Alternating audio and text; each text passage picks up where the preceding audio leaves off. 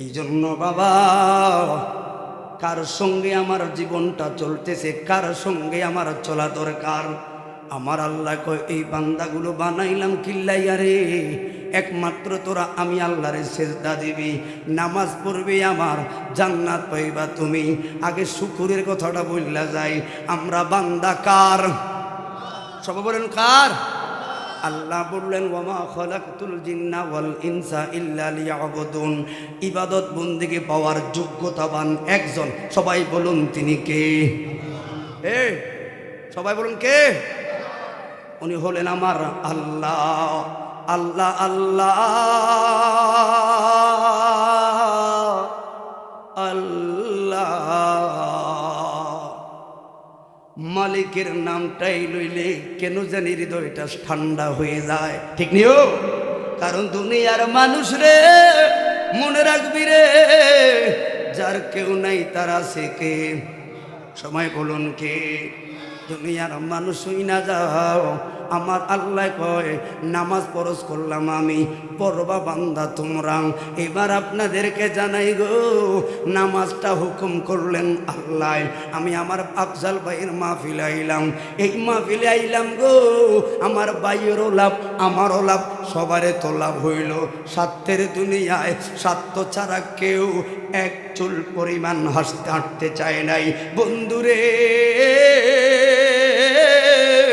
এরে দুনি মাহফিলে আইলাম রে, আমার লাভ রে, আপনি আইলা রে, আপনার লাভ। এবার বলি মাওলা রে, তোমার তো জান্নাতও নাই, তোমার তো জাহান্নামও নাই রে, তোমার আবার কিসের লাভ? এর লেগে কি লেগে নামাজটা হুকুম করলাম। আল্লাহ কো লাভও নাই রে, আমার লসও নাই রে, তবে একটাই আনন্দ আছে রে। আনন্দটা কি রে? ও তোরা শফিউল্লাহর উম্মত নয় গো, ও তোরা কালিমুল্লাহর উম্মত না রে, তোরা রুহুল্লাহর উম্মত না রে, তোরা উম্মত হইলে হাবিবুল্লাহ।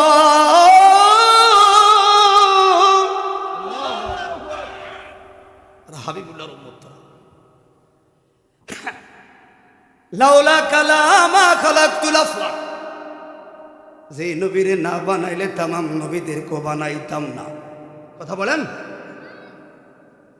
তোরা হাবিবুল্লাহর উম্মত রে, তোরা নামাজ পড়বি আর জান্নাতে যাইবি। বন্ধু খুশি রে, আল্লাহ খুশি রে।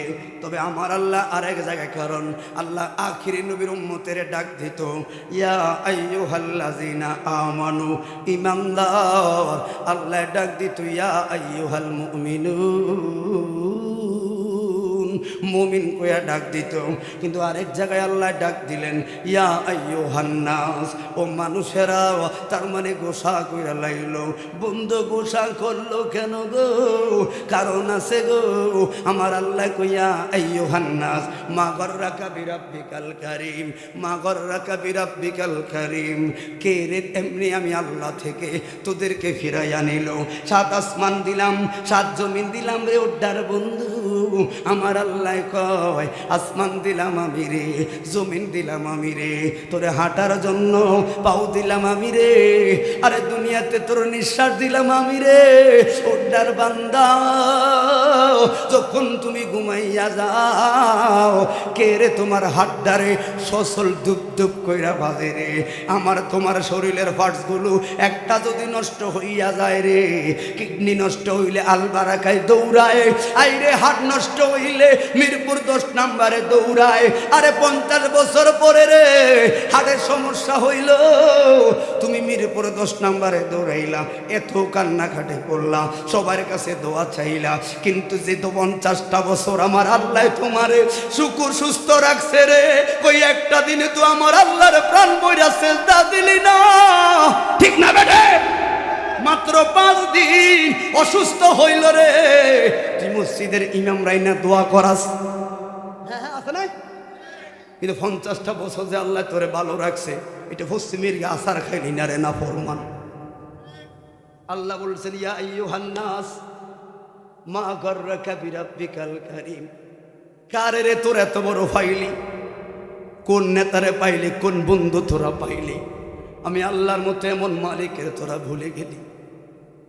কুল কায়নাত দিলাম, আসমান দিলাম, জমিন দিলাম, ওড্ডা তোদেরকে বসবাস করার সুযোগ করে দিলাম, আরে দুনিয়াতে চলার মতো সচল বানাইয়া দিলাম, কিন্তু বিনিময়ে আমি আল্লাহ একটা সেজদা তোর থেকে পাইলাম না।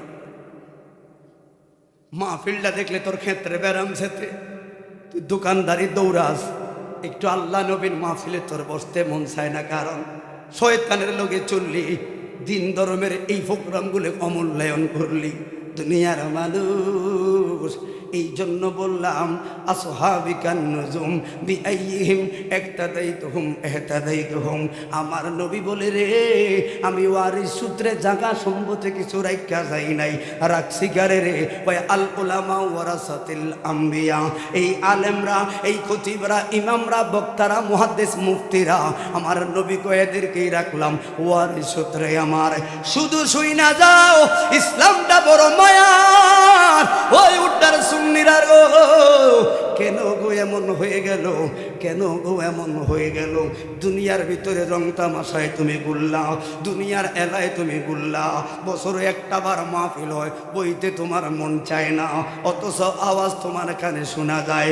কোন লগে না প্রমাণি করলি জান্নাত এত সোজা না, এত সোজা না, তবে একটা মাত্র আমাদের ভরসা, আমার নবী তারানেওয়ালা, আমার নবী বাসানেওয়ালা, আমার নবী তারানেওয়ালা, আমার নবী বাসানে ওয়ালা রে।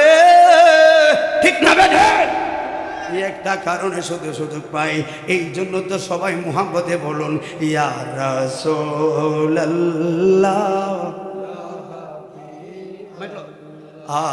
ইয়া রাসূলুল্লাহ,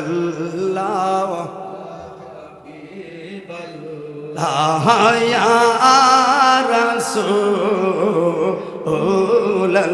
রাসূলুল্লাহ, ইয়া রাসূলুল্লাহ, ইয়া হাবিবাল্লাহ, ইয়া রাসূলুল্লাহ, ইয়া হাবিবাল্লাহ, ইয়া রাসূলুল্লাহ। নবী লাগবে কার কার? একটু হাতটা তুলে দেখেন, সেই নবী লাগবে কার?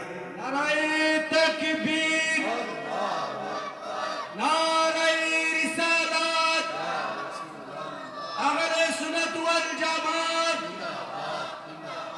আহলে সুন্নাত ওয়াল জামাত, জনাব হযরত মাওলানা মুফতি জুনায়েদ সিদ্দিকী আত-তাহিরি সাহেব। আসলে নবী লাগবনি আপনার তো? নবীর নাম মুখ দিলে কইলে আপনাদের মুখটা বন্ধ থাকে। আহারে, নবীর নামটা নবীর উম্মতের মুখ দিয়াই না।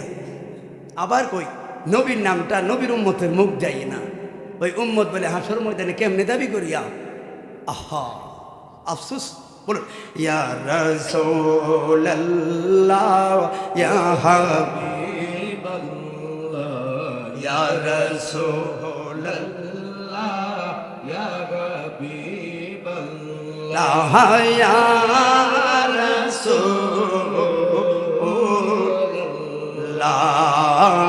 তুমি জীবন, তুমি মরণ, আদার গরে তুমি আপন। বলুন তুমি জীবন, তুমি মরণ, আদার গরে ও তুমি মোদের পারের তরি গো, তুমি মোদের পারের তরি। ও তুমি নিদানে তোরানেওয়ালা। বলুন ইয়া রাসূলুল্লাহ,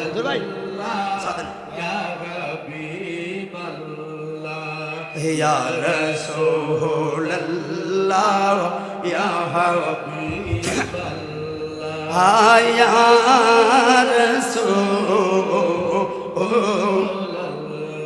সবাই জবান খুলে বলি ইয়া রাসূলুল্লাহ। এই জন্য বাবা গো, বলে যেই নবীর আদর্শ চলতে গেলে আপনার কি করা লাগবে মনে রাখবেন। নবীর আদর্শ আমার নবী বারবার বলে গেলেন, সঙ্গ চলবি কার? আমার নবী বললেন আন্তা মা আমান আহাবাবতা, যে যার সাথে চলবি রে তার লগেই তোর হাসর হয়ে যাবে। এবার বন্ধু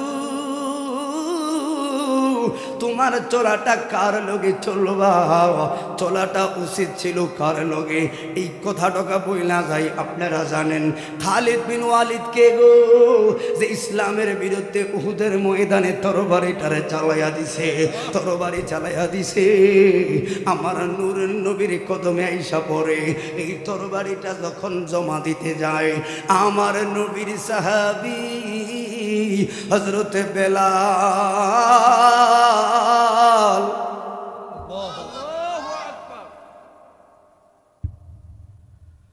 বেলাল যে সামনে দাঁড়াইছে রে খালেদ।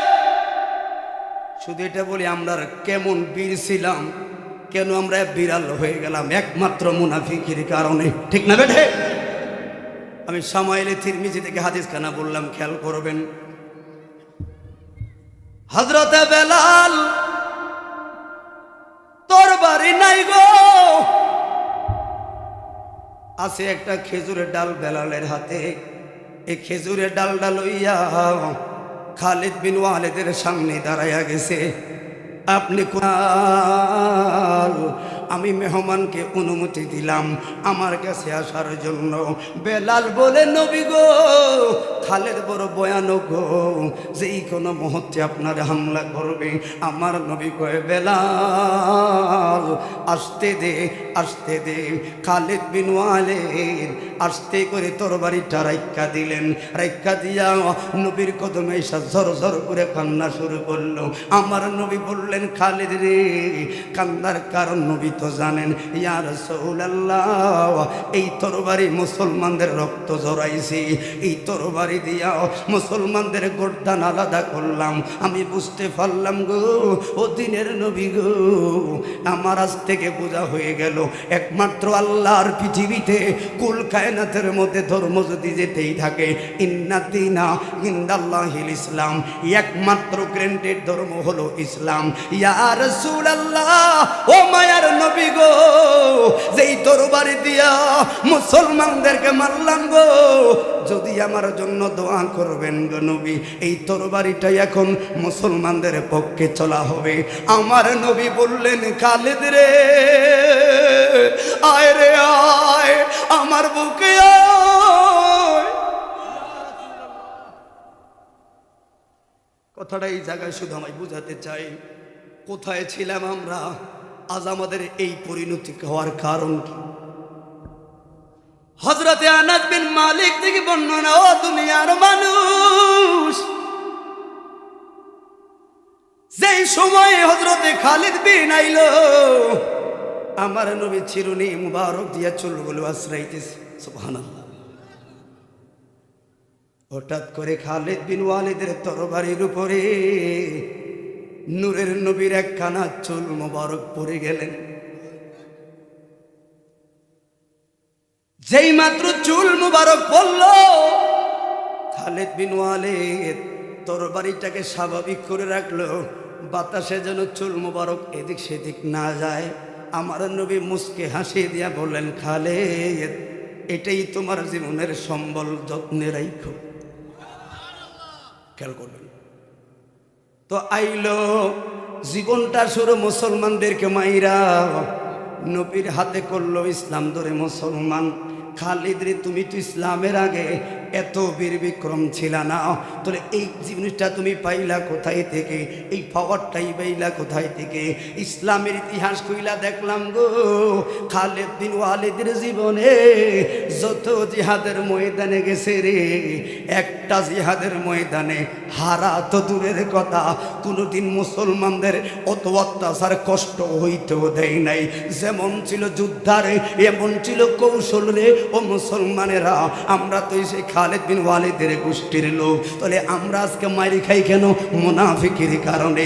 ইহুদি ইসরায়েলরা কখনো মুসলমানের বন্ধু হতে পারে না, পারে না, পারে না। আর সমাজটা চলে ইহুদিদের কালচারে, ঠিক না বেঠে? তোমরা আমরা চলো ইহুদিদের কালচারে, ওই যে দেখেন আস্তে আস্তে করে চলে যাবে। কারণ কি রে, কত হুজুরের ওয়াজ শুনলাম, এইগুলি হলো মূল কারণ। আর এই সুযোগগুলো বুঝে ইসরায়েলের মতো সচেতন লোকেরা হামলা চালায়, ঠিক না ঠিক?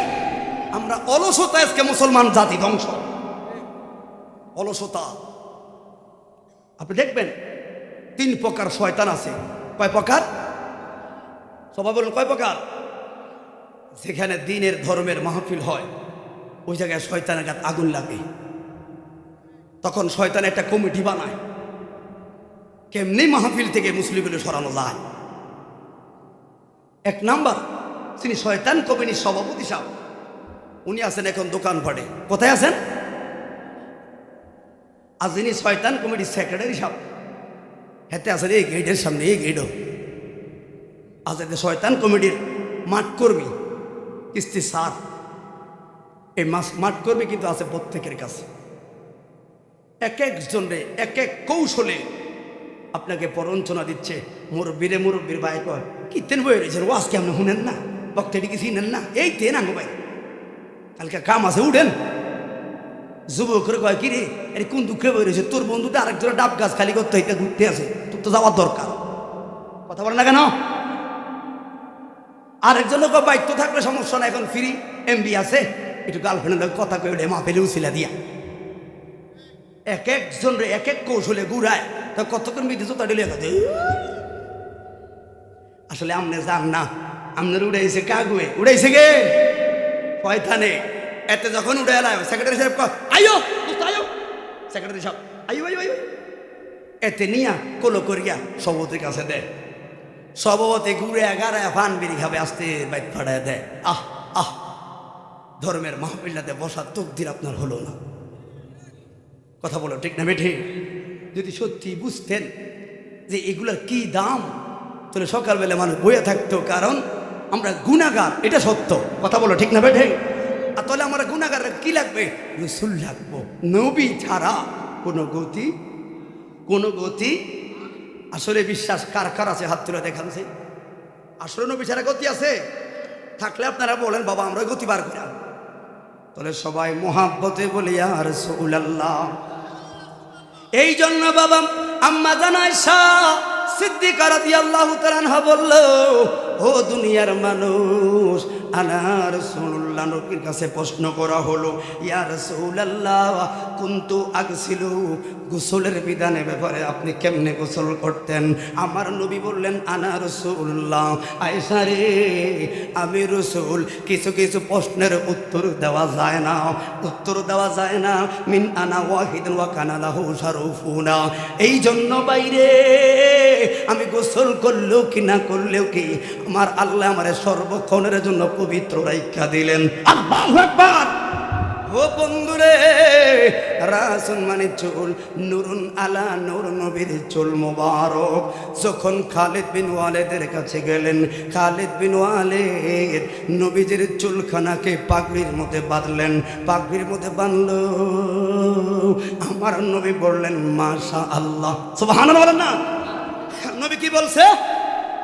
তাহলে যে কোনো ভালো কাজ দেখলে আমরা বলবো মাশাআল্লাহ।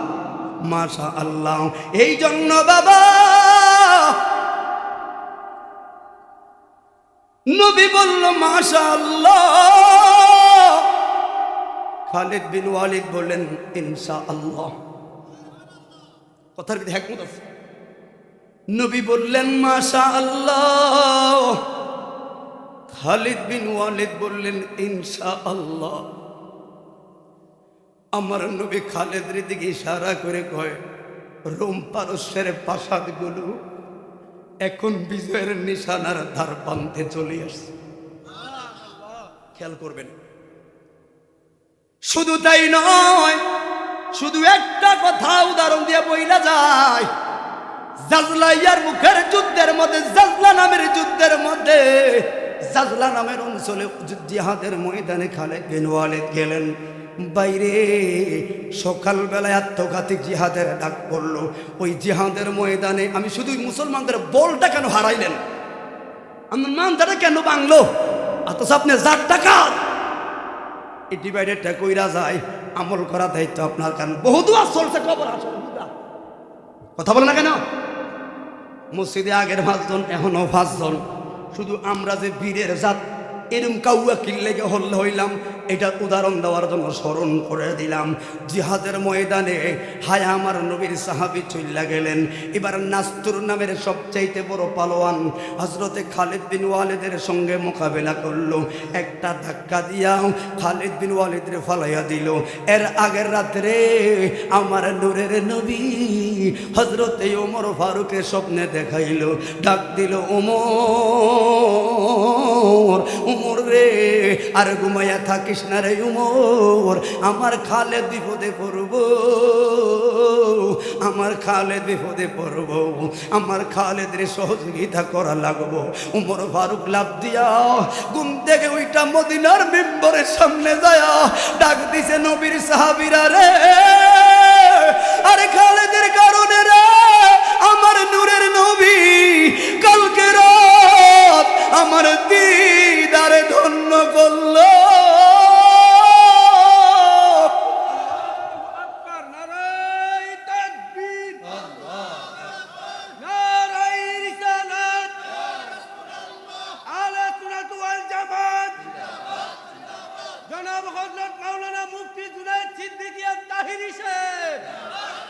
শুধু তাই নয়, নূর নবী কেমন রে, কোন নবীর উম্মত রে আমরা শুই না রাত। হযরতে মুআবিয়া রাদিয়াল্লাহু তাআলা আনহু নবী দরবারে কাঁদবে, ওই কাছাকাছি থাকতো।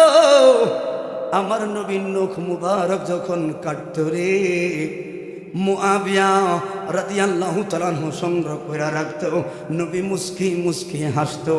নূর নবীর নখ মুবারক যখন কাটতো, মুআবিয়াকে বলা হতো ভালো জায়গায় রাখা দিও। মুআবিয়া নিজের কাছে রাখা দিত। এবার বলো না কি হবে? ভাই মুআবিয়া কয়, আমার সন্তানেরা সামনে আয়। আমি মুআবিয়া জীবনে কি করলাম জানি না রে, কিন্তু যখন আমি মারা যাইব আমার কাছে একটা দামি জিনিস আছে রে, আমার ভয় লাগে আমার কবরে কি গতি হবে রে। আমি জানি না আমার কবরে কেমন আচরণ করা হবে, তবে তোদের কাছে বহিলা যায় আমার একটা সম্বল আছে রে, ওই সম্বলটা আমার ব্যাগে রাখছি রে। যখন আমারে কাপন করা পরাইয়া দিবি, ওই জিনিসগুলো লাইকা বার কইরা আমার কাপনের ভিতরে আমার বুকটার উপরে চড়াইয়া ছিটাইয়া দিবি। আল্লাহর কসম রে, আমার আর ভয় থাকবে না। সন্তানরা বললেন, বাবা গো ওই জিনিসগুলা কি গো? ওই আর কিছু নয় রে, ওই লেখার জন্য নবীর কাছাকাছি থাকতাম, নবীর কাছে বইসা থাকতাম, নূর নবীর চেহারা মুবারকের দিকে তাকাইয়া থাকতাম। আমার নবী মাঝে মধ্যে গো যখন নখ মুবারক গুলো কাটতো আমি সংগ্রহ করে রাখতাম। নবী বলছেন ভালো জায়গা রাখো, আমি নিজের কাছে রাখিয়া দিছি। আমার সঙ্গীরা আমার কবরের গতি কি জানি না, এই পাশের মাটি আয়া ওই পাশে এমন জোরে বাড়ি মারবো আমি মুআবিয়ারে বত্তার মতো বানায়া লাইব। আল্লাহর কসম রে, আমার কাফনের ভিতরে যখন ওই জিনিসগুলো লাগাইয়া দিবি রে, নূর নবীর ওই জিনিসগুলো, নূর নবীর নখ মুবারক, আমার নূর নবীর নখ মুবারক আমার দেহের সাথে লাগলে মুনকার নাকির আমাকে সম্মান করতে বাধ্য।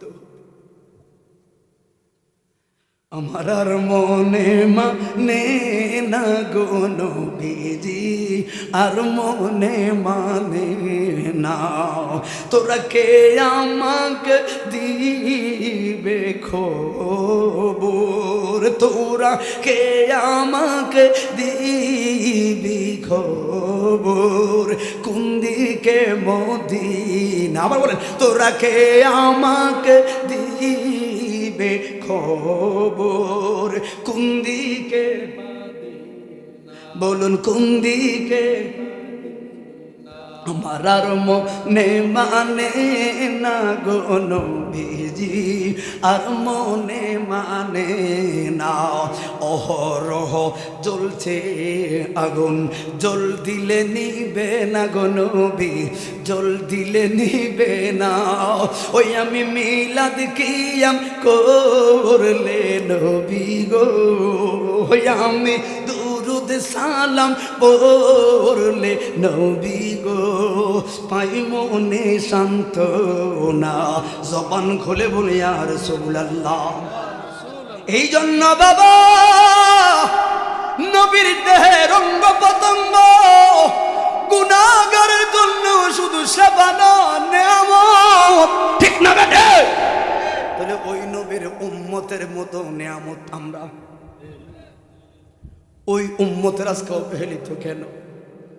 নবীর কত মায়ার উম্মত আমরা। হে তোমরা সেই উম্মত, যে উম্মতের লাগা জাবাল রহমতের পাহাড়ের কাছে যায় পেটে পাথর বাঁধছে। তোরা তো সেই উম্মত যে উম্মতের লাগা নূরের নবী তাইফের ময়দানে আঘাত খেয়েছে। কথা বলে ঠিক না বেঠে? এই জন্য বাবারে হযরতে খালিদ বিন ওয়ালিদের ব্যাপারে আমার নবী স্বপ্নে দেখাইলেন। কারে কারে? উমর ফারুক। উমর ফারুক দৌড়াইল গো, সামাইলে তিরমিজে চমৎকার ভাবে বর্ণনা দিল বাইরে। উমর ফারুক তখন দৌড়াইয়া 3 রাস্তার মোড়ে গিয়া যায়া দেখে খালিদ বিন ওয়ালিদের স্ত্রীও দৌড়াইতেছে। এটা খালেদের বউনি গো। গুণটাটা আরো বড় কইরা সালাম দিলেন আমিরুল মুমিনিন ওমর। হ্যাঁ, আমি হযরতে খালিদ বিন ওয়ালিদের স্ত্রী। কি গো মা, রাত্র এখনো হয় না গো মা, তুমি কোন না কেন, কোন দিকে দৌড়াও? কয় হুজুর, ও নবীর সাহাবীরে, আমার স্বামী যতদিন জিহাদের ময়দানে যাইত একটা মাত্র পাগড়ি সব সময় ব্যবহার করত, একটা পাগড়ি ব্যবহার করত। এই পাগড়িটা আমাকে ধুইতেও দিত না, এই পাগড়িটা আমারে শুইতেও দিত না, এই পাগড়িটা আমারে ধরতেও দিত না, এই পাগড়িটা আমাকে ধুইতেও দিত না। নিজে আমার স্বামীটাকে ধুইত, নিজের কাছে সব সময় রাখতো, নিজের বালিশের কাছে রাখতো, নিজের বুকের সঙ্গে পাগড়িটা জড়াইয়া রাখতো। আমি জানতে চাইতাম স্বামীরে এই পাগড়ির ভিতরে কি? মুস্কি হাসি দিয়া বললেন বিবি, কিছু জিনিসের উত্তর দিলে বরকত কমে যায়, এই জন্য বলতে চাই নাই। স্বামীরে বারবার অনুরোধ করলাম গো, কিন্তু আমি একটা জিনিস বুঝলাম, এই পাগড়ি লইয়া যতদিন জিহাদের ময়দানে গেল গো, আমার স্বামী খালিদ বিন ওয়ালিদ কোনোদিন খালি হাতে আসে নাই, কিবা শহীদ হয়ে আসে নাই। বন্ধুরে, গতকালকে আমার স্বামী গো আপনার অনুমতি পাইয়া জিহাদের ময়দানে গেল। আমি সন্ধ্যাবেলায় ঘরের মধ্যে গেলাম, আমার স্বামীর হুজরায় যায়া দেখি বালিশের উপরে এই পাগড়িখানা পইরা রইল। আমি বললাম সর্বনাশ রে, হায় হায় রে, কি ঝামেলা বাজলো রে। যেই রহমতওয়ালা, যেই বরকতওয়ালা পাগড়িটা রে আমার স্বামীর আজকে বইলা ছইলা গেল। উমর ফারুক কয় মা, তুমি যেই পাগড়ির লাইগা দৌড়াও, একটু আগে নূরের নবী আমার খবর দিছে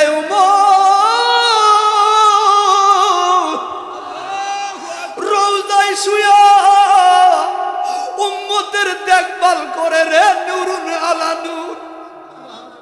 উম্মতের সুখে দুঃখে খবর জানায়া দেখে রে রহমতুল লিল আলামিন।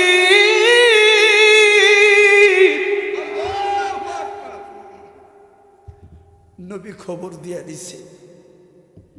এই জন্য বাইরে এই উমর লন্না গো, আমি মহিলা মানুষ কুলাইতাম না, আপনি একটু মেহরবানি করে লইয়া যান। ওমর ফারুক ফাকরিটা লইয়া দৌড় মারলো, যায়া দেখলো বন্ধু ও নাস্তুর নামের বেঈমান হযরতে খালিদ বিন ওয়ালিদের বুকে উঠা রইল, বুকে ফাড়া দিয়া এখন তরবারি লাগাইয়া দিব। কিন্তু সবাই কয় সর্বনাশ রে, খালিদ বিন ওয়ালিদরে যতবার দেখতাম বুকের উপরে কেউ বইতে পারতো না, এর চাইতে বড় আরো যত বেঈমানরা আইতো রে পরাজিত হইয়া যাইত। কিন্তু সবচাইতে লক্ষণীয় বিষয় হইল খালেদ নিজের জানের কথা চিন্তা করে না গো, কি যেন হারাইয়া লাইল, কি যেন খোঁজাখুঁজি করলো। একবার মাথার দিকে হাত মারে আর কয় কেউ আসুনি গো আমার পাগড়িখানা এনে দিবানি, কেউ আসুনি গো আমার পাগড়িখানা এনে দিবানি গো, কেউ আসুনি গো আমার পাগড়িখানা আনতে ভুলে গেছি গো। আজকে জিহাদের ময়দানে খালিদ বিন ওয়ালিদ যদি শহীদ হইয়া যায়, আমার নবী না বললেন সাইফুন মিন সুয়ুফিল্লাহ, আল্লাহর তরবারি হাইরা যাইব রে।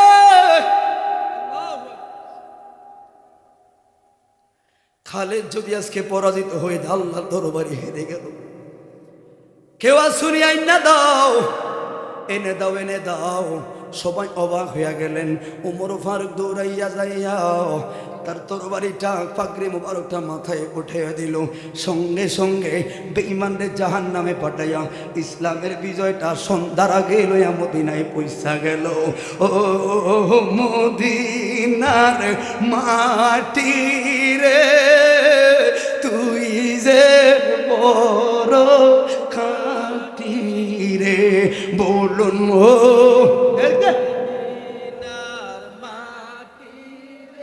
আহারে নবীর নাম রইতেছে আর নবীর উম্মতের বলুন, আবার বলুন, আবার বলুন মদিনার তুই যে বড় খাঁটি রে, আমার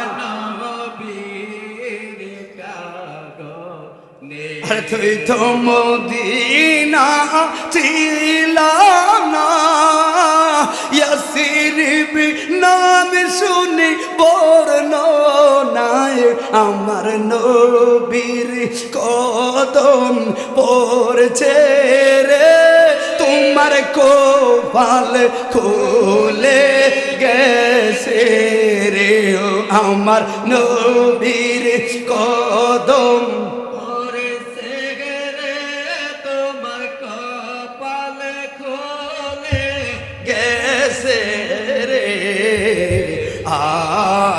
আমার নবীর কারো ঠিক না বেঠে বাবা কষ্ট দিলেছি বেশি আপনাদেরকে, বেশি সময় হয়ে গেছে না, কামের গজ আছে না। শুনেন, আচ্ছা কেন জানি মনে অজান্তে কথাটা বের হয়ে গেছে, এই কথাগুলো অত্যন্ত গুরুত্ব যদি বুঝেন, লাইলি মজুর গল্পের কাহিনীর চাইতে ইমানি চেতনার কথাগুলো অনেক জাগ্রত করবো আপনার দিলকে। শুধু একটু ভাবেন, আমি ব্যক্তিগত খালিদ বিন ওয়ালিদের কথা বলছি না, ওনার দিলের আকর্ষণটা আপনার হৃদয়ে জাগ্রত করা অনুভূতি জাগাচ্ছি। আপনি কেন পিছপো হয়ে গেলেন সেই জায়গায়, আর মোহাব্বতটা কোথায় কাজ করলো? এই জন্য মূল হলো নূরের নবী, কথা বলুন ঠিক না বেঠে? ওই নবীর চরণে থাকা দরকার আছে না নাই? নবীর পক্ষে থাকলে ইজ্জত দান করবেন কে? সবাই বলুন কে? এই জন্য আগে মানুষ না হইলে রাগ হইতাম অনেক, এখন আর রাগ হই না, মানুষ কম হইলে বালা। কারণ যেমন তাহির ভাই দেখতাম হাজার হাজার শ্রোতা, এখন শ্রোতা দেখলে তাহির ভাই বিরক্ত বোধ করে। কেন? এত শ্রোতা দিয়া লাভ কি? ব্রাহ্মণবাড়িয়াতে গেলে শ্রোতা, কিন্তু এবার ছাড়া ব্রাহ্মণবাড়িয়া নিজ জেলায় তো বাস করতে পারে না, কই অজ্ঞা শ্রোতায় তো মানববন্ধন করতে দেখিনি ব্রাহ্মণবাড়িয়া শহরে। কথা বলে না কেন? সেলফি তুলতে আসে, কিন্তু নিজের এলাকাতে ওয়াজ না করার কষ্টটা যে কি মানে বুঝে। ওকে লোক তো মানববন্ধন করলেন না, তো ইলাম কইলাম কি আমরা মুসলমান হয়েছি কিন্তু এসকো আছে সব মুনাফিকে ভরা। কথা বলো ঠিক না বেঠে? খালিদ বিন ওয়ালিদের মতো হৃদয় জাগ্রত করো, দেখবা এই বাংলাদেশ সুন্নি জামাতের রাস কায়েম হয়ে যাবে। কথা বলুন ঠিক না বেটা? প্রত্যেকটা ঘরে ঘরে সুন্নিয়তের রহমান তৈরি করো, নিজে জাগ্রত হও। এই দেশে যারা মাজার ভাঙছে এরা তৌহিদের জনতার নামের সুরবাট পারেরা ফালানো রাস্তা খুঁজে পাবে না। কথা বলো ঠিক না বেটে? বেটা আল্লাহ রসুলকে নিয়ে কটূক্তি করছে, তার জন্য দেশে আইন আছে। তো ল্যাংটা করে মায়ের গিয়ে আগুন ফোড়া দিলি, তোরা কেমন তৌহিদ জনতা?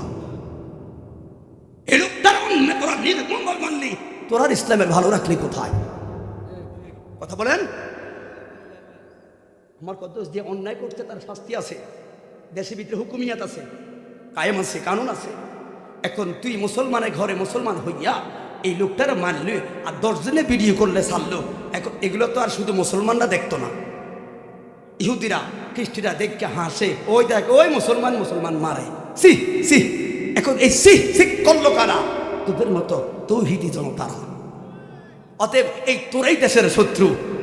কথা বলে না কেন? কি বাবা খারাপ একটা আপনাদের কাছে? আস্তে আস্তে দুই একজন দেয়, ওই যে কাগুলো হয়েছে ঠিক আছে বাকি দিয়া। হ্যাঁ, আল্লাহ হেদায়েত দান করুক, সকলে বলেন আমিন।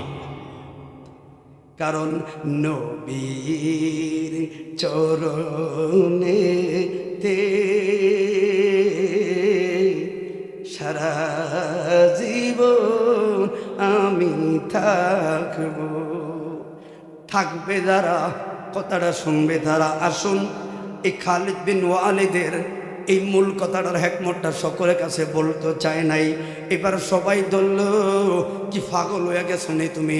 যখন নাস্তুর নামের বেঈমান তোমার শরীরে বহর করলো, তোমার মাইরা লাগো, তুমি নাস্তুরে তোর বাড়ির দিকে তাকাইলা না, শুধু ঠেক দিয়ে দইরা রাখলাম।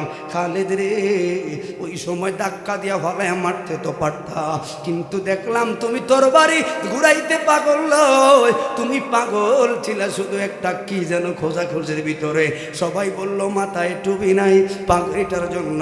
এবার বলে 5 টাকা 6 টাকা পাগড়ির লাইগা খালেদ জীবনটা দেওয়ার এমন ভাবে কেমন বোকামি করলাম।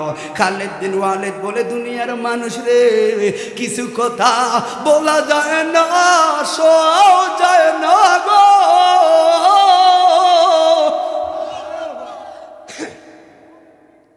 তোমরা যে যাবারও যেমনি বাইক পালো। আর একটু সামনের মধ্যে জঙ্গে মৌতায়, এই খেয়াল করবেন, এটা মুসলমানের একটা প্রেমের জিহাদের ময়দান। আপনারা জঙ্গে মৌতার ইতিহাসটা এখন ইউটিউবে আছে, গুগল থেকে জেনে নেবেন। শুধু ইতিহাস ভিত্তিক কথাটা এই জন্য বললাম। বাবা কোথায় গেল রে আমার নূরের নবী? বললেন 7টা ধরনের লোক আল্লাহর লামুখানে রহমতের ছায়া পাবে। কয় ধরনের? 7 ধরনের লোক। কারণ দুনিয়া তো সোজা নাই রে বাবা। আমার আল্লাহ বারবার বললেন গুনাহ করবি জাহান্নামে যাইবি। এবার কেমনে বলে আল্লাহ কইল ফামাইয়ামাল মিসকালা যাররাতিন খায়রান ইয়ারা ওয়া মাইয়ামাল মিসকালা যাররাতিন শাররান ইয়ারা। যাররা পরিমাণ ভালো করবি ওই ভালোর প্রতিদান পাইবি, যাররা পরিমাণ খারাপ করবি ওই খারাপের প্রতিদান তোকে দেওয়া হবে। সূরা হুমাজাটা তেলাওয়াত করবেন, আর যারা বাংলা অর্থ পড়তে পারবেন আপনারা সূরাতুল হুমাজা এই সূরাটা তেলাওয়াত করবেন। এই জায়গায় একটা শব্দ আছে হুতামা, ঠিক না বেঠে? আল্লাহকে হুতামা নামের আগুন জাহান্নাম রাখছি যারা নামাজ পড়বা না, যারা আল্লাহর পথটা ছাইরা দিবা। জিহাদের ময়দান কারে কয় বন্ধুরে? আমার নূরের নবী জঙ্গে মাউতায় রোমান সংখ্যা ছিল, বেঈমানরা ছিল 2 লাখ। কয় লাখ? আবার কোন কয় লাখ? আর কেউ যাওয়ার আছেন নি মাঝখান দিয়া? আর কেউ যাওয়ার আছেন? আর কেউ যাইবেন? আর 20 মিনিট কথা চলবে। এটা দুরূদ শরীফ আল্লাহুম্মা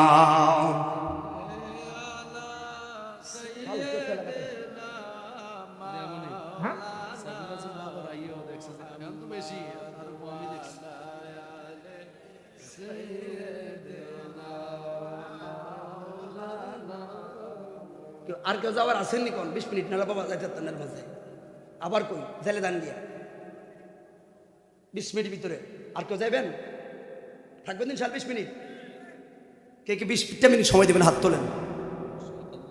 আপনি বুঝলেন শ্রোতাটা ভরপুর থাকলে কতটা জাগ্রত হতো, কিন্তু এর মধ্যে আপনি যদি কাবজাব করে দিলে কেমন হইব? টেয়া তো একটিও কম নিতেন না, হর বাড়িও কাজলাও। আল্লাহ কবুল করুন না। আমি ভাইয়েরা, আজকে দেখেন উদ্ধার মানুষ, এতগুলো মানুষের ভিতরে, তাই বললাম এরকম অবস্থা, বাবর আজারে যে অবস্থা, তাহলে এগুলোর কারণটা কি? আমি তো বলি বক্তা যে মধ্যে আসুক, ঠিক নেই, কণ্ঠ যা মতো তা হোক, কিন্তু ইমানি চেতনা অন্তত এই টাইমগুলো তোমার বড় বড় থাকার কথা। কথা বলো ঠিক না বেটে? আপনি যারা এসে দেখে উঠে দিকে আছে, তার মানে এই গেলে কোনো একটা সমস্যা আছে। আর এত অলস হয়ে গেলে মসজিদ মাদ্রাসা কি এদিকে নাই? হ্যাঁ হ্যাঁ, সিবার ভিতরে কি এত সব অকারেন্স করে এদিকে হয় বেশি? আল্লাহু আকবার। আহা, অনেক পিছিয়ে আছেন আপনারা, জানেন অনেক পিছিয়ে আছে, এলাকার যুবকরা অনেক পিছিয়ে আছে। আল্লাহ সবাইকে হেদায়েত দান করুক, সকলে বলুন আমিন। আধা ঘন্টার মধ্যে প্যাকেজটা কমপ্লিট করবে, আপনি বুঝেন। আমি এই ওয়াজটা এই জন্যে করছি, আমাদের বল ছিল কিন্তু আমরা আজকে বিড়াল হলাম কেন? কথা বলে ঠিক না বেঠে? আমাদের বিশাল ঐতিহ্য ছিল, আজকে মুসলমানগুলো মসজিদ ছাড়লো কেন? একমাত্র কিসের কারণে? আবার বলো কিসের কারণে? মুনাফিকের কারণে। আমরা দেখবেন একজনে যায় আর একজন উঠ উঠ উঠ উঠ উঠ উঠ। কথা বলে ঠিক না বেঠে? এই জন্য সবাই মোহাব্বতে কথাটা বলার আগে বলি আল্লাহু আকবার। জঙ্গে মৌতা। আজকে কোরআন তোমার ঘরে আইসেই বললাম, কয় টাকা দিয়ে কোরআন শরীফ কিনেন বলুন তো আপনারা? কয় টাকা লাগে? 200 টাকা। হ্যাঁ, কত? পুরো একটা কোরআন শরীফ 30 পারা, দাম কত? 300-400 টাকা। আহা, আর একটা হলো আপনার ক্লাস 10-এ যে আপনার বাচ্চাটা পড়ে, এটার বই কিনতে কত লাগে? কমসে 2000। তো পড়বো কোনটা? আপনি কোন পড়বো কোনটা? এই যে জানকে কিনলে গে জানেন, বুঝছেন? 300 টাকার কোরআন কিনছেন আর ফলার বই কিনছেন 5000 টাকা দিয়া। তো গত তো 5000 টাকার ভিতরে হইব, 300 টাকার জিনিসটা ফেগড়ে হরিয়ে রয়েছে দুলা আর ময়লা। এই দিলে উঠটা মানুষের খাসালো।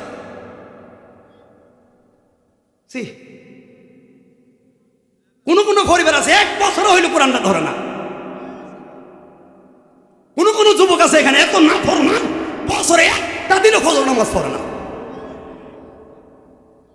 ও না ফরমান, বেঈমান, যে আল্লাহ তোর নিঃশ্বাসটা দিছে, যে আল্লাহর প্যানেল থাকস। ইয়া আইয়ুহান নাস মা গাররাকা বিরাব্বিকাল কারীম। কেমনে তোরা আমার এমনি ভুলে গেলি? তোরা কোরআন দিছি, শ্রেষ্ঠ নবী হাবিবুল্লাহ দিছি, আর কি দিলে তোদের মন ভাবো? তোর একটু বল। উদ্ধার মানুষ, আর কি দিলে তোরা আল্লাহর পথে আসবি? আর কোন কৌশলে কথা বললে, কি বানায়া দিলে, কোন তাবিজ দিলে তোরা নবীর পথে আসবি? তোর একটু বল। ভাই, আমার কথা রাগ হচ্ছেন আপনারা? আল্লাহু আকবার। এই জন্য সবাই মোহাব্বতে বলুন ইয়া রাসূলুল্লাহ। কেন বললাম উদ্ধার বাবা? ওটা সাসা আসতে শুনছো তো, মোহাব্বতে বলেন আল্লাহুম্মা। কিতনে সে লাগতা না?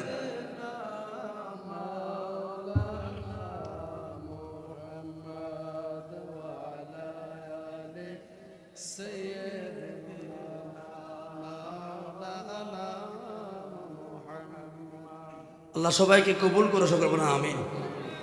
এক একটা মিনিট যাচ্ছেন, কথাটা চলে, সময়টা চলে যাচ্ছে শুধু একমাত্র আল্লাহর কারণে। আহা, রাসূলে পাক কথাটা বললাম, জঙ্গে মৌতা ইমানি চেতনার বিশাল একটা প্রেম লুকিয়ে আছে। যদি বুঝতেন, আজকে বুঝবেন কিভাবে? আপনার কোরআন শরীফ কিনছেন মাত্র 300 টাকা দিয়া, এই জন্য এটার মূল্য হয় না। বাবারে, বাচ্চায়া কোরআন শরীফটা উজি করে ধরবেন আর প্রত্যেকটা অক্ষরে হাত দেবেন, আর মনটাকে নিয়ে যাবেন 1450 বছর আগের দিকে। দেখবেন এই কোরআনের একটা অক্ষরের জন্য অসংখ্য সাহাবী বুকের তাজা তাজা রক্তগুলো ঢেলে দিয়েছে। এই কোরআনের জন্য অসংখ্য মা বিধবা হয়ে গেছে। এই কোরআনের ইজ্জত, এই নামাজের জন্য নবীর আপন চাচা হযরত আমির হামজার কলিজাটা বার করে সিবে সিবে খাইছে। এই কোরআনের আকর্ষণে মায়ায় আপন বাছর করে সুন্দরী বউ ফালায়া দৌড় মারছে। এটা সেই কোরআন। আজকে ফুরাটা পাইছো তুমি, ফুরাটা পাইয়া নবীর ভুলে গেছো, সহজে পেয়ে গেছে। মুসলমান, হিসাব দেওয়া লাগবে। আল্লাহ কবুল করে, সকলে বলুন আমিন। কেন বললাম? এই জায়গায় বেঈমানের সংখ্যা 2 লাখ। কত? মুসলমানের সংখ্যা মাত্র 3000। কয় হাজার? এবার যদি বলি রে, আমরা ওড্ডার মানুষ, পুরা চাঁদপুরের মানুষ তোমার বিরুদ্ধে তরবারি উঠাইছে, আর তোমরা শুধু ওড্ডা গ্রামের মানুষে প্রতিবাদ করার হুকুম আছে। কি বলবা তার মানে? তোমরা আছো মাত্র 1000 মানুষ, চাঁদপুর ধরে পুরা ডিস্ট্রিক্টে আছে 5 লাখ মানুষ। তরবারি তোমাদের বাসা লাগবে, কই যাইবা? তুমি নিজে বলবা আমি ওড্ডা গ্রামের বাসিন্দা না, এই গ্রামটাই চিনি না। কথা বল না কেন? এই গ্রামে তোমার জন্ম আইডি কার্ড, কয় আইডি কার্ড কে জানি বানাই দিয়েছে ডুপ্লিকেট কইরা। কেন? কয় জীবন বাঁচান ফরজ। কথা বলো ঠিক না বেঠে? জীবন বাঁচান না ফরজ। বন্ধুরে হে বাবা, যেই জায়গায় বেঈমান রাত্রি 2 লক্ষের উপরে গো, মাত্র 3000 বাহিনী আমার নবী ঠিক করলেন, সেনাপতি ঠিক করলেন মাত্র 3 জন। কয়জন? কয়জন? 3 জন সেনাপতি ঠিক করলেন। তুই বললাম কেন রে? অল্প থাকলেও যদি দিলটা তোমার মদিনার দিকে থাকে, অল্প থাকলেও যদি তোমার মনোযোগটা থাকে, অল্প থাকলেও যদি নবীর পক্ষে থাকে রে, তোমার বিজয় হবে বন্ধু। মন খারাপের কারণ নয়, মন খারাপের কারণ নয় বাবা। খেয়াল রাখবো কোন কোরআনের পক্ষে কথা বলি গো। আমার নবী প্রথম সেনাপতি বললেন জাফর বিন সাদেক রাদিয়াল্লাহু তাআলা আনহু, এরপরে আব্দুল ইবনে রাওয়াহা রাদিয়াল্লাহু তাআলা আনহু, এরপরে বললেন যায়েদ বিন হারেসা রাদিয়াল্লাহু তাআলা আনহু। এক এক করে 3 জন সেনাপতির ব্যাপারে ঘোষণা দিলেন। আমার নবী এর পরে 3 জনের পরে আবার আয়া হযরতে খালিদ বিন ওয়ালিদের দিকে ইশারা করে দিল, ডাক দিল, খালিদ যদি এদের কিছু হইয়া যায়, আরে কিছু হইয়া যায় বলার আগে এই 3 জন লাভ দিয়া নবীর কদমে আল্লাহু আকবারে ধ্বনি দিছে। কিছু হইয়া যায় মানে কি নবী গো, আমি কি শহীদ নি গো? ও ইয়া রাসূলুল্লাহ, কথাটা ক্লিয়ার কইরা দেন গো। আমার নবী চেহারার দিকে 3 জন সেনাপতি তাকায় রইল। নবী বলেন না, আমারে কি শহীদ হিসেবে কবুল করছে? ইয়া রাসূলুল্লাহ বলেন না, আমারে কি জিহাদ শহীদ হিসেবে কবুল করছেননি? এরা শহীদের লাইগা পাগল।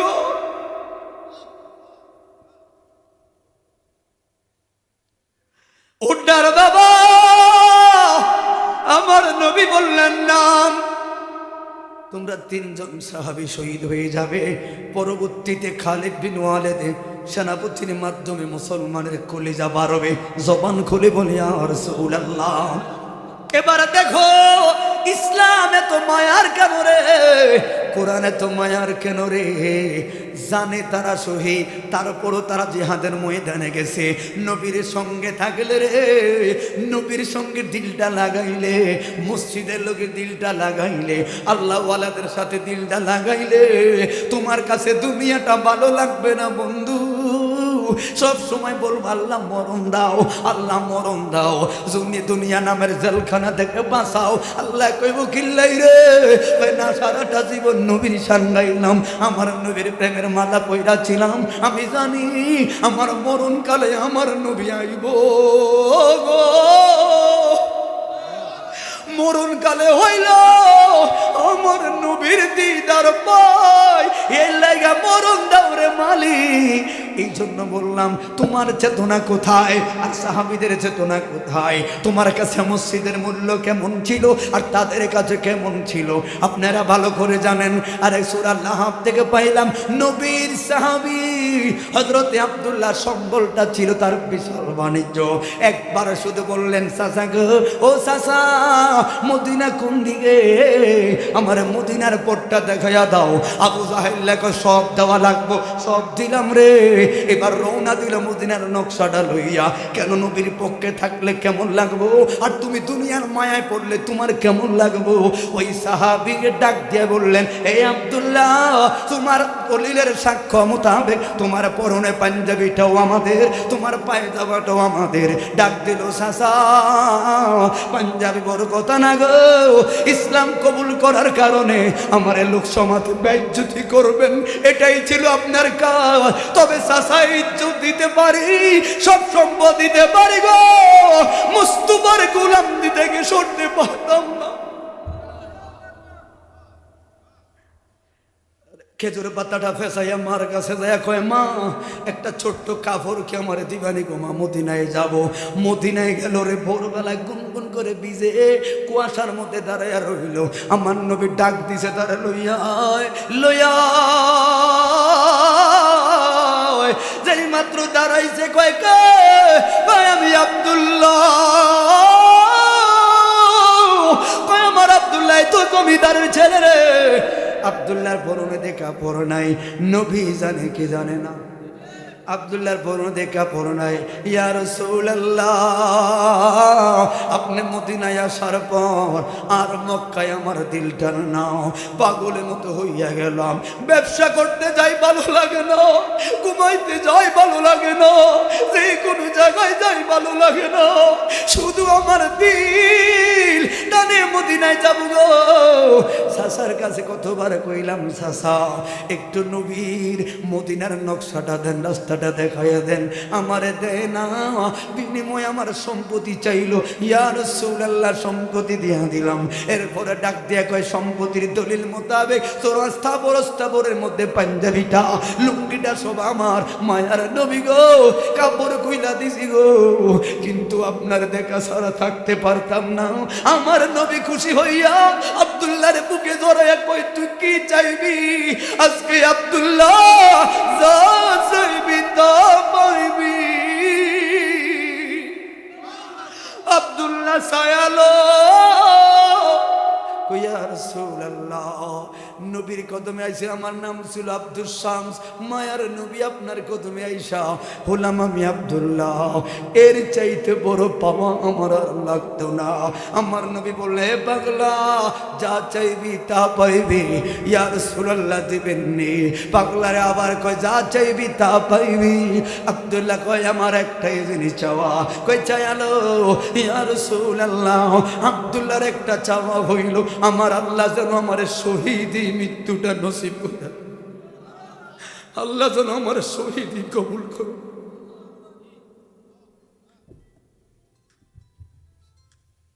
একটু ভাবেন তাহলে, নবী বললেন আল্লাহ যেন আমার শহীদি মৃত্যুটা কবুল করে আব্দুল্লাহ।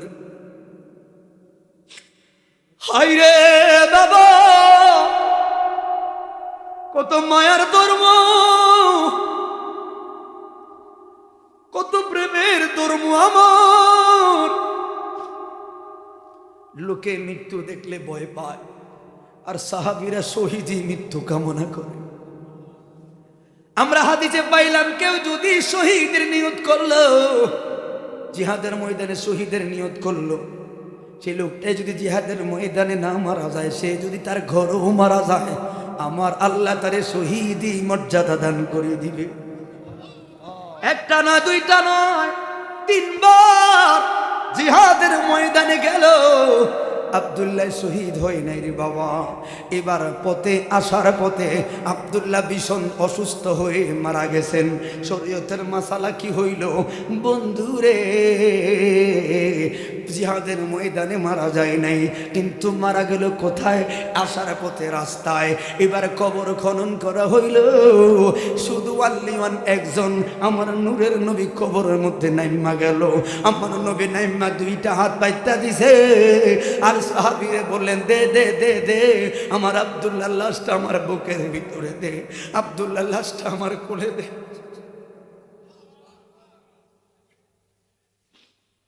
সবাই দূরে আমার নবীর কুলে দিছে আব্দুল্লাহর লাশটা। আমার নবীর লাশটার চেহারাটা খুইলা লাইছে। একবার আব্দুল্লাহর কুফালে চুমা দেয় রে, আরেকবার গালে চুমু দেয় রে। আব্দুল্লাহ লাশটারে বড় মায়া কইরা আমার নবী অনেক সময় ধরে বুকে জড়াইয়া রাখছে। সাদ বিন আবি ওয়াক্কাস রাদিয়াল্লাহু তাআলা আনহু ছিলেন ওই সঙ্গ চপরের সঙ্গে। উনি গড়া জমিনে গড়ানো শুরু করলো। উমর ফারুক বলে, আপনার কি হইল? আপনার কি আত্মীয় লাগেনি গো? কারণ আব্দুল্লাহ তো সম্ভ্রান্ত পরিবারের যুবক, আপনি ঘরে ঘরে কান্দেন কেন?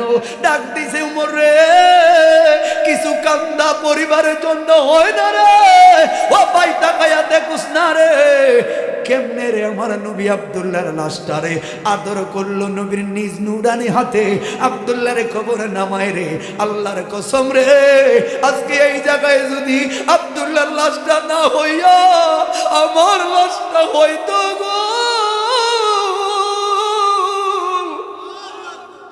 হায় রে, ইসলামটা ছিল কত মায়ার, আজকে কোথায় তুমি নিয়ে আসছো ইসলামকে? বাবা, মসজিদটা কেন খালি রে? কেন তোমার নামাজ পড়তে ভালো লাগে না? কেন তোমার নবীর পক্ষে চলতে ভালো লাগে না? একটা মাত্র কারণ, তোমরা ইহুদি ইসরায়েলি চিন্তা ভাবনায় ঢুকাইয়া লাইছো। বেঈমানদের কথাই চলাফেরা করো, মুসলমান টুবিওয়ালাদেরকে পাত্তা দাও না, এদেরকে জিরো মনে করো। সাবধান করে দেই, আমার ইসলাম জিরো নয় রে, আমার ইসলাম ছোট নয় রে, আমার ইসলাম তিলে তিলে প্রেমে প্রেমে ভরা। ঠিক না রে? আজকে তার তুমি বুঝো না, ওই ইহুদি চিন্তা ভাবনা ছেলেটার পাশ করা লাগবো, তুমি বারবার পড়াইছো, কিন্তু কোরআনটাতে মহিলা দুনিয়া রয়েছে। এই ফলা পরবর্তীতে কি হইব? ওইটা সুদকুর হইব, ঘুষকুর হইব। কিন্তু যদি পাশে পাশে পলকে পলকে কোরআনটা নামাইতি, কোরআনটা পড়তি, আসরে ময়দানে কোরআনটা তো রহমতের পথে হইয়া সামনে দাঁড়াইত। এই জন্য বাবা, আর 5 মিনিটের কথাটা বইলা যায়, জিহাদের ময়দানে গেল জঙ্গে মাউতা। এবার মুসলমানের সংখ্যা কত? কত কত? 3000। বেঈমানরা কত? কত? তোর এবার তোর পুরা চাঁদপুরবাসী আর আমরা উঠে গেলাম, যাইবেন নি জিহাদ? যাইতেন না। মনে বড় আশা ছিল, যাব মদিনায়, সালাম আমি কর